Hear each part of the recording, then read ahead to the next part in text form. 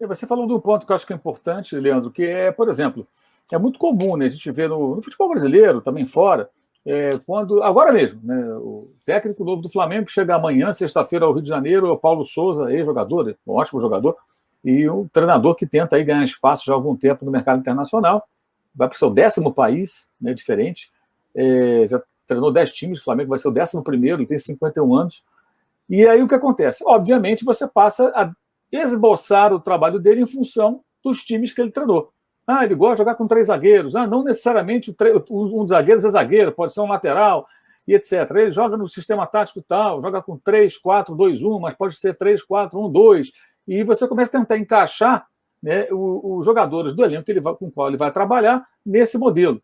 Mas será que ele vai fazer assim? Pode ser que ele encontre jogadores ali e faça outra coisa. O próprio Jorge Jesus, que trabalhou com esse mesmo elenco, ele gosta de ter um homem de referência na área, mas ele percebeu que o Gabigol não é esse cara. Ele criou uma outra forma de jogar com ele, com o Bruno Henrique, no time mais bem sucedido tecnicamente nos últimos anos no nosse futebol. E uma coisa que eu me bato muito é a questão, às vezes, também do repertório, do técnico procurar ter repertório. Eu entendo que você tem que saber trabalhar com diferentes perfis de elenco, com diferentes cenários, o adversário, a competição, se em casa ou é fora, se você é mais forte que o adversário, ou se o adversário é mais forte que você.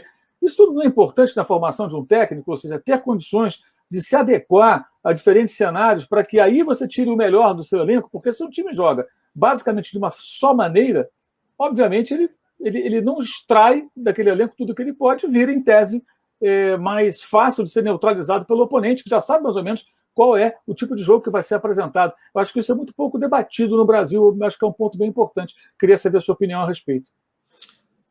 Ô Mauro, sobre isso, acho que a gente pode resgatar como um exemplo, né? E isso está escrito nos livros que tem do Guardiola, ele fala muito sobre isso, né?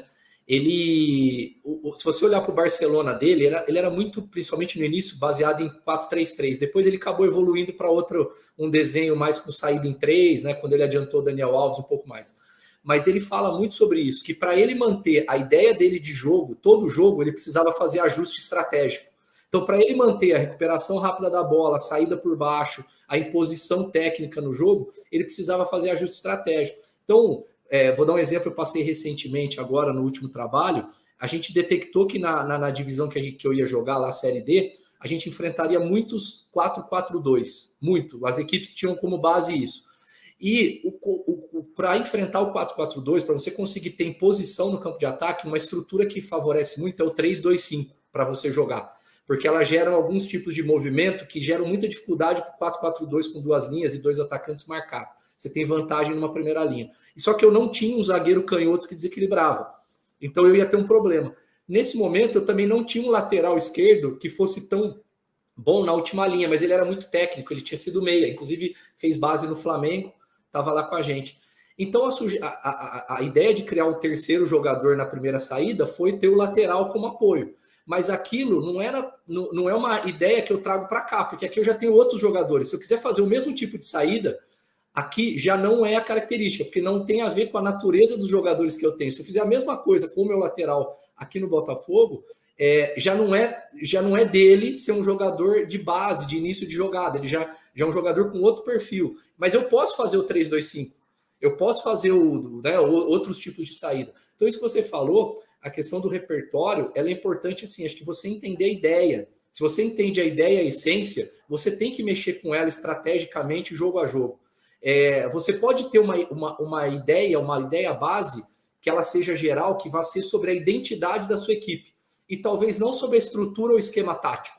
Isso tem que ser mais flexível, para que você mantenha a ideia daquilo que você quer. Independente da ideia, tá, Mauro? Se for uma ideia de jogo dominante, porque eu tenho cenário diferente. Agora eu já tenho que me adaptar a um outro tipo de cenário aqui, jogando um campeonato de um nível em que eu vou estar em outro status. Então, assim, você tem que adequar a ideia, adaptar o que você pensa às características dos jogadores que você tem e também baseado no cenário. O que você vai enfrentar?